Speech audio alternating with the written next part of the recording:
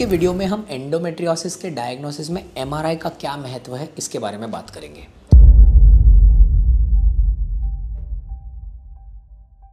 दोस्तों, इन पूरे कोर्सेज के द्वारा हमने आपको उस प्रकार से सिंप्लीफाइड इंफॉर्मेशन ऑन एंडोमेट्रियोसिस देने की कोशिश की है जो पढ़ के सुन के आपको आपके एंडोमेट्रियोसिस की बीमारी पे सबसे ज़्यादा फ़ायदा होगा डिसीजन मेकिंग में। दोस्तों, मैंने मेरे प्रीवियस वीडियो में भी आपको सबको बता के रखा था कि मेरा प्रेफरेंस है always to do a 3D ultrasound, क्योंकि मैं और मेरी टीम एंडोमेट्रियोसिस के मैपिंग में 3D अल्ट्रासाउंड में एब्सोल्यूट एक्सपर्ट्स माने जाते हैं अपने कंट्री के लिए। ये मेरा प्रेफरेंस है। मैं एमआरआई के बारे में इसीलिए बात करूंगा क्योंकि जब बाहर गांव के पेशेंट्स हमें रिपोर्ट सबमिट करते हैं तब जाने अनजाने में उनका बहुत बार एमआरआई ऑलरेडी हो चुका रहता है। दोस्तों, ध्यान रखना है, जब कभी भी हम एंडोमेट्रियोसिस को डायग्नोस करने की कोशिश करते हैं तब एमआरआई में एक टेक्निक यूज़ करनी चाहिए हमें डायग्नोसिस करने के लिए, जिसको बोलते हैं हम जेल कॉन्ट्रास्ट। ये सबसे इम्पॉर्टेंट चीज़ है। मतलब vagina as well as rectum दोनों चीज़ के अंदर जेल डाल देना और फिर एंडोमेट्रियोसिस का डायग्नोसिस करना।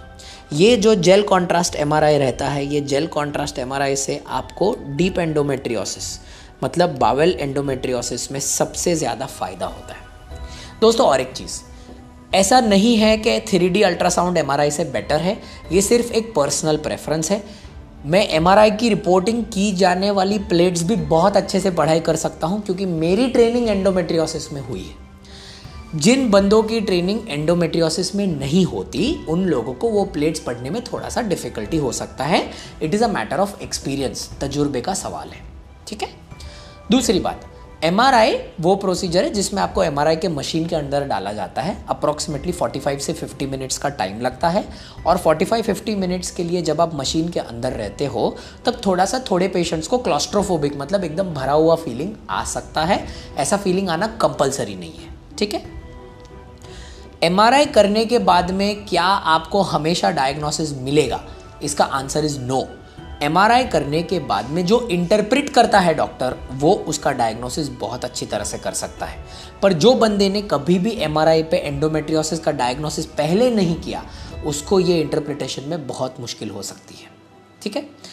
अगर आप हमारी बात करें दोस्तों, तो हम सिर्फ और सिर्फ 3D अल्ट्रासाउंड करते हैं पेशेंट का, क्योंकि उस चीज़ को लेके एंडोमेट्रियोसिस का जो मैपिंग है उस पर हमारी एक्सपर्टीज़ बहुत ज़्यादा है।